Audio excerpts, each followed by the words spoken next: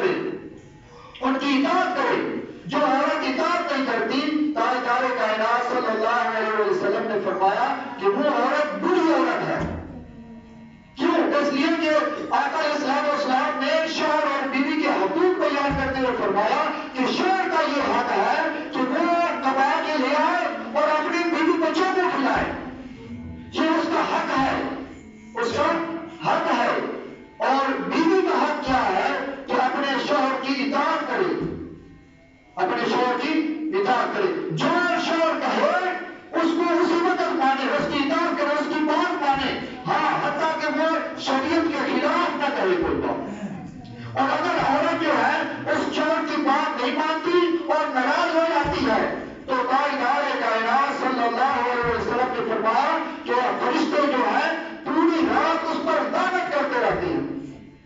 اس عورت پر، اس عورت پر لعنت کرتے رہتے ہیں۔ اگر مرد ناراض ہے تو اس مرد کی ناراضگی نہیں ہے، اللہ فرما رہا ہے کہ وہ صرف مرد ناراض نہیں ہوا، اس سے آقا اسلام نے فرمایا کہ مرد تو ناراض ہو جاتا ہے اور مرد کی ناراضگی میں رب بھی ناراض ہو جاتا ہے، اس عورت کے ساتھ رب بھی ناراض ہو جاتا ہے۔ اور اس وقت تک رب ناراض ہی رہتا ہے کہ جب تک وہ معافی نہ مانگ لے، وہ عورت معافی نہ مانگ لے اور جو خامد اس کا ہے، جو اس کا شوہر اس کو معاف نہ کر دے۔ اور اگر اسی حال میں وہ ناراض ہو گئی اور شوہر بھی اس کو ناراض ہو گیا اور اسی حال میں وہ مر گئی وہ عورت، تو فرمایا کہ وہ سیدھی دوزخ میں جائے گی، وہ عورت سیدھی دوزخ میں جائے گی۔ ہاں اگر وہ عورت مر جائے اور اس کا خاوند اس پر راضی ہو، یہ بھی حدیث پاک میں آتا ہے کہ ایک ایسی عورت ہے کہ اس نے ساری زندگی اپنے شوہر کی اطاعت کی، فرما برداری میں گزار دی، تو نماز روزہ حج زکات کی بات نہیں ہوئی، نہیں، فرمایا کہ وہ جو عورت ہے وہ اس حال میں مری کہ اس کا شوہر اس پر راضی تھا، تو فرمایا کہ جنت کے سارے دروازے اس پر کھول دیے جاتے ہیں اور رب فرماتا کہ جس جنت کے دروازے سے تیرا دل چاہا اسی میں داخل ہو جا، اسی میں داخل ہو جا۔ اور فرمایا کہ عورتیں جو ہے، آقا اسلام نے فرمایا کہ میں نے جہنم کو دیکھا، دوزخ کو دیکھا، اور میں نے کثرت کے ساتھ ادھر عورتوں کو دیکھا،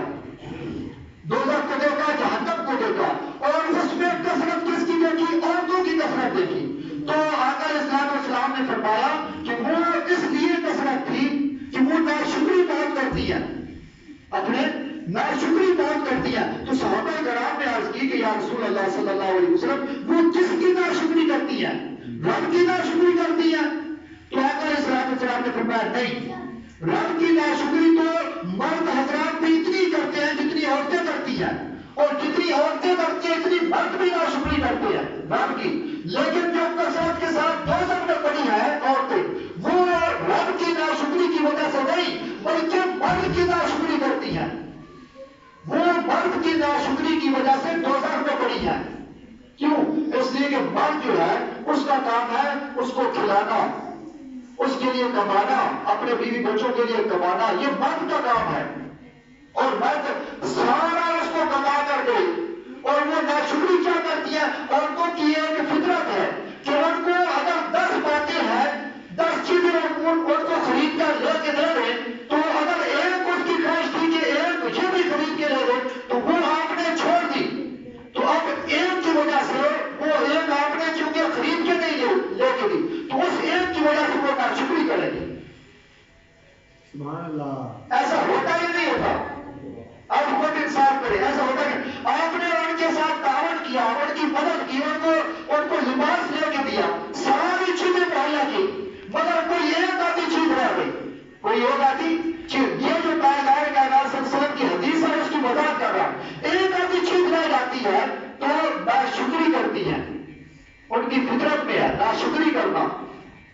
احسان کو احسان نہ سمجھنا، تو کہتے ہیں کہ آپ نے مجھے دیا ہی کیا ہے، آپ نے مجھے دیا ہی کیا، اور ساری چیزیں تو لے کے دے دی، اگر تمہاری خواہش تھی اس خواہش کے مطابق ہم ایک چیز نہیں لے سکے تو اب ناشکری شروع کر دیں گے۔ تو فرمایا کہ ناشکری کی وجہ سے عورتیں جو ہے وہ دوزخ میں جائے گی، اور رب کی ناشکری نہیں بلکہ وہ ناشکری شوہر کی کریں گی، اپنے خامد کی کریں گے. تو اگلا جو جمعہ المبارک ہوگا یہ شوہر اور بیوی کے جو حقوق ہوں گے جو قرآن اور حدیث نے بیان کیے ہیں اس پر ہم گفتگو کریں گے تاکہ ہمارا جو گھر ہے وہ جنت بنے. کیونکہ اگر عورت راضی ہے اور مرد راضی ہے تو گھر جنت ہے، اور اگر آپس میں اختلاف شروع ہو جائے تو گھر دوزخ بن جاتا ہے،